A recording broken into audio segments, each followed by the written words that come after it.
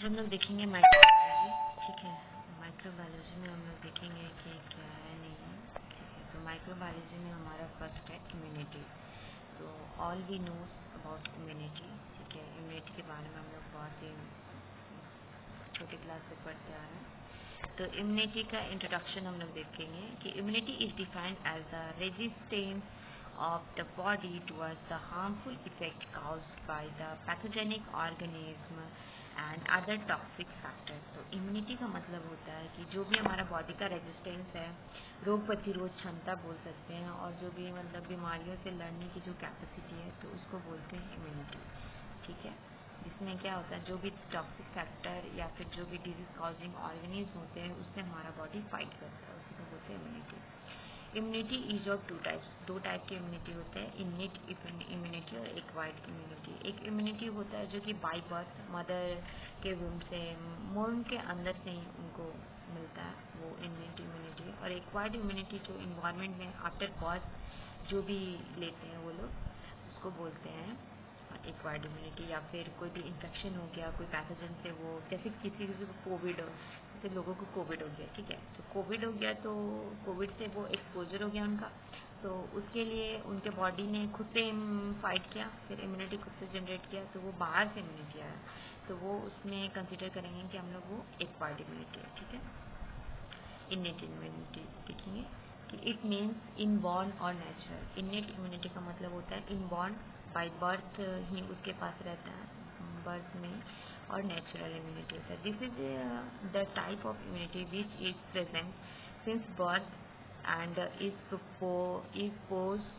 possessed by an individual due to his genetic and constitutional makeup। जो भी उसका genetic और कॉन्स्टिट्यूशनल मेकअप है, जो भी उसके मदर फादर से जेनेटिक कॉन्स्टिट्यूशन उसका बना है, क्रोमोसोम का फॉर्मेशन हुआ है, उससे ये वैसा ये बना हुआ होता है। ठीक है, और ये कब से होता है प्रेजेंट, तो बर्थ से ही इसका उसके पास रहता है।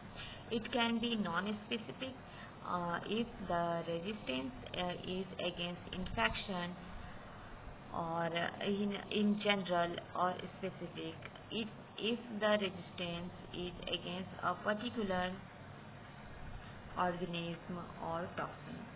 ये नॉन स्पेसिफिक भी हो सकता है। नॉन स्पेसिफिक मतलब रेजिस्टेंस होता है अगेंस्ट इन्फेक्शन, इन जनरल, और स्पेसिफिक भी हो सकता है। ठीक है, जनरल किसी भी डिजीज के बारे में या फिर किसी भी स्पेसिफिक डिसऑर्डर के लिए उसके पास रेजिस्टेंस होता है, कोई भी एक पर्टिकुलर ऑर्गेनिज्म या फिर कोई टॉक्सिन के लिए।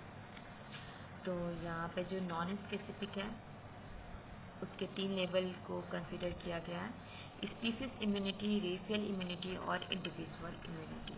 तो स्पीसीज इम्यूनिटी, स्पीसीज मतलब हर स्पीसीज का इम्यूनिटी अलग अलग होता है।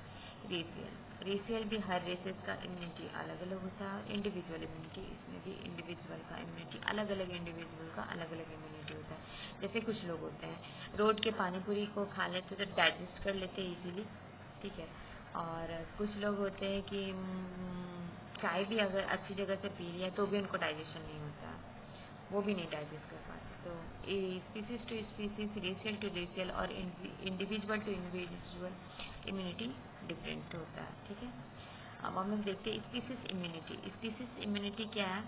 It is the resistance shown by all members of a species. For example guinea worm, guinea एक पिग वॉर्म है, गिनिया, ठीक है, गिनिया पिग्स बोलते हैं, जो कि गिनिया नाम का एक पिग वॉर्म होता है, जो कि पॉर्क जो लोग खाते हैं ना, उन लोगों को ये वॉर्म इन्फेस्टेशन होता है। And humans are prone to tuberculosis. ये क्या होता है? ट्यूबरक्लोसिस के लिए रिस्पॉन्सिबल होता है। While dogs, sheep and horse are immune to it.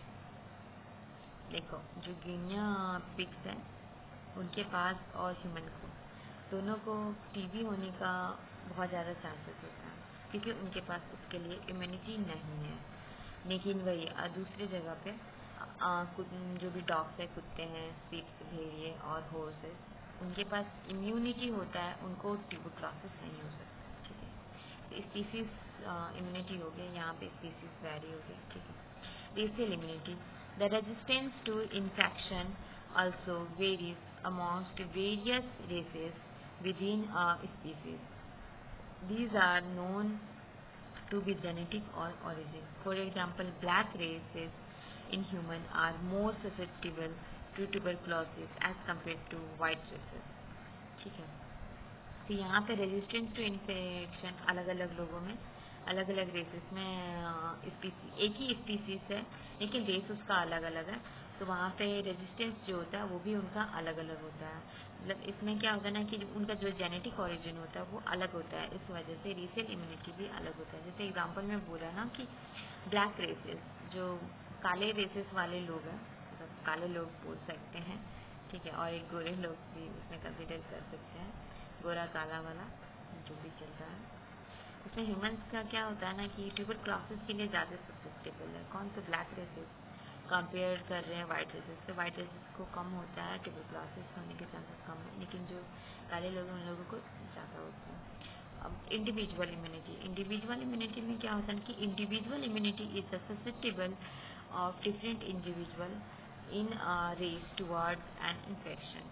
तो ये एक रेस है, ठीक है, एक ब्लैक ही रेस ले लो, ठीक है, लेकिन वहाँ पे क्या होता है ना कि ब्लैक रेस में भी बहुत सारे कलर के आ जाते हैं, ब्लैक में भी उसमें अलग अलग इंडिविजुअल है, ठीक है, ब्लैक कलर में भी अलग अलग इंडिविजुअल है, उनका भी अलग अलग अपना अपना इम्यूनिटी है। ऐसा थोड़ी ना है कि सारे काले लोगों को ट्यूबरक्लोसिस हो जाता है, कुछ ही काले लोगों को होता है, तो ये वेरी करता है individual to individual. For example, if a large number of people are expose to a particular infection, some won't be affected by it, some will develop a mild infection and other will develop the infection severely। जैसे किसी भी, देखो जैसे कि example में Covid ही ले लो, ठीक है, कोविड-19 आया था तो कुछ लोगों को तो कुछ अफेक्ट ही नहीं किया, चाहे वो वैक्सीनेटेड थे या नहीं थे, लेकिन कुछ लोगों को तो कोई अफेक्ट ही नहीं हुआ, कुछ लोग अफेक्टेड हुए हैं लेकिन माइल्ड इन्फेक्शन हुआ, वो लोग मेडिसिन वगैरह कुछ कुछ लिए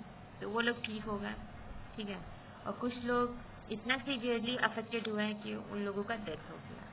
तो इंडिविजुअल टू इंडिविजुअल यहाँ पे इम्यूनिटी वैरी किया, इसलिए वो हैपनिंग हुआ, ठीक है। अब है मैकेनिज्म ऑफ इनेट इम्यूनिटी, ठीक है, तो मैकेनिज्म क्या है इनेट इम्यूनिटी का, तो ये हम लोग नेक्स्ट क्लास में देखेंगे। अगर मैं ज़्यादा एक ही दिन में पढ़ाने लगी तो आप लोग बोर हो जाओगे, फिर क्लासेस नहीं देखेंगे। Thank you.